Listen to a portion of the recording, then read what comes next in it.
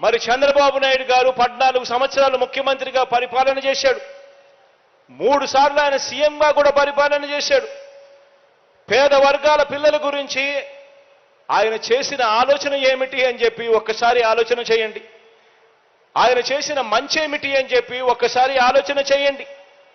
పేద పిల్లల భవిష్యత్ మార్చాలి అని చెప్పి నేను చూపించిన తాపత్రయంలో, మీ అన్న చూపించిన తపన తాపత్రయంలో కనీసం 1% అప్పట్లో చంద్రబాబు నాయుడు గారు చూపించాడా అని చెప్పి ఆలోచన చేయమని అడుగుతా ఉన్నా.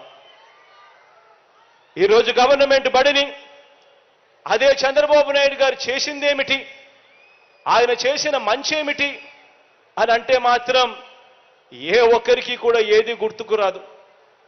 పేద పిల్లల చదువుల గురించి కానీ, వారి భవిష్యత్తు మార్చాలని కానీ, వారి కోసం ఆయన చేసిన మంచేమిటి అని అంటే ఒక్కటి కూడా చంద్రబాబు నాయుడు గారి పేరు చెప్తే గుర్తుకు రాదు. కానీ చంద్రబాబు నాయుడు గారి పేరు చెబితే మాత్రం ఆయన చేసిన చెడు మాత్రం, విద్యారంగంలో ఆయన చేసిన చెడు మాత్రం చాలా అంటే చాలా చెప్పుకోవచ్చు.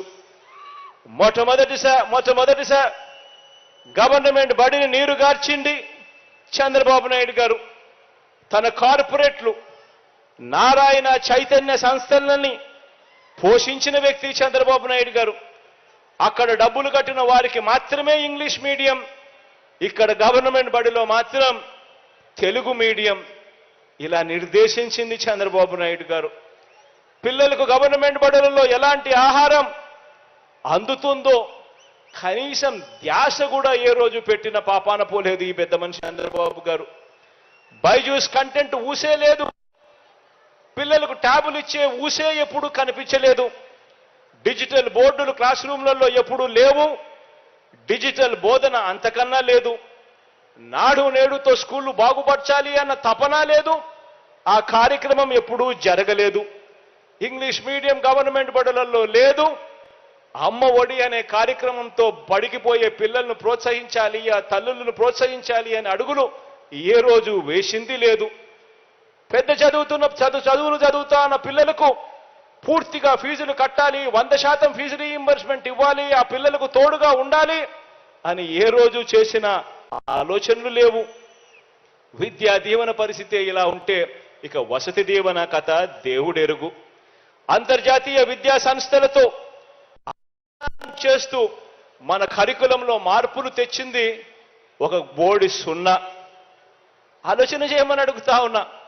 ఇక విదేశీ విద్యా దీవెన ద్వారా టాప్ 50 కాలేజెస్లో, 21 ఫ్యాకల్టీస్లో, 330 కాలేజీలలో ఏకంగా 1,25,00,000 దాకా కూడా ఫీజులు మీరు సీటు సంపాదించుకోండి, చదివించే బాధ్యత నాది అని చెప్పే ప్రోత్సాహకర మాటలు ఎప్పుడూ లేవు. చేయమని అడుగుతా ఉన్నా. 14 ఏళ్ళు సీఎంగా ఉన్నా, 3 సార్లు సీఎం అయినా ఈ రాష్ట్రంలో ఆయన చేసిన పరిపాలన వల్ల మంచి జరిగింది ఇది అని చెప్పి చెప్పడానికి ఒక్కటి లేదు. గ్రామంలో నిలబడి ఫలాని మంచి చేశాను అని చెప్పుకునే పరిస్థితి లేదు. ఫలాని సామాజిక వర్గానికి నేను మంచి చేశాను అని చెప్పుకునే పరిస్థితి లేదు. అవ్వ తాతలకి ఇది చేశానని చెప్పుకునే పరిస్థితి లేదు. రైతన్నలకి మంచి చేశా అని చెప్పుకునే పరిస్థితి లేదు. అక్క చెల్లెమ్మలకి ఇది చేశా అని చెప్పుకునే పరిస్థితి లేదు. చదువుకుంటున్న పిల్లలకు, జాబుల కోసం వెతుక్కుంటున్న పిల్లలకు ఇది చేశా అని చెప్పే పరిస్థితి అంతకన్నా కూడా లేనే లేదు. ఆలోచన చేయమని అడుగుతా ఉన్నా. ఇలాంటి వ్యక్తులతో యుద్ధం జరుగుతూ ఉంది. ఈరోజు నేను చెప్తా ఉన్నా, ఈరోజు మారీచులతో యుద్ధం చేస్తా ఉన్నాం. మంచి చేయడానికి మీ బిడ్డ, మీ అన్న 4 అడుగులు ముందుకు వేస్తే 8 అడుగులు లాగాలని చెప్పి తాపత్రయపడే శక్తులతో ఈరోజు యుద్ధం చేస్తా ఉన్నాం. ఈరోజు యుద్ధం జరుగుతూ ఉన్నది, వాళ్ళు చేస్తా ఉన్న యుద్ధం కేవలం జగన్తో కాదు. ప్రతి ఒక్కరూ ఆలోచన చేయండి. జగన్ అనే ఒక్కడు కన పక్కకు తప్పుకుంటే జరిగే నష్టమేమిటి అని చెప్పి ప్రతి ఇంట్లో, ప్రతి తల్లి, ప్రతి తండ్రి, ప్రతి పాప, ప్రతి పిల్లాడు కూడా ఆలోచన చేయమని అడుగుతా ఉన్నా.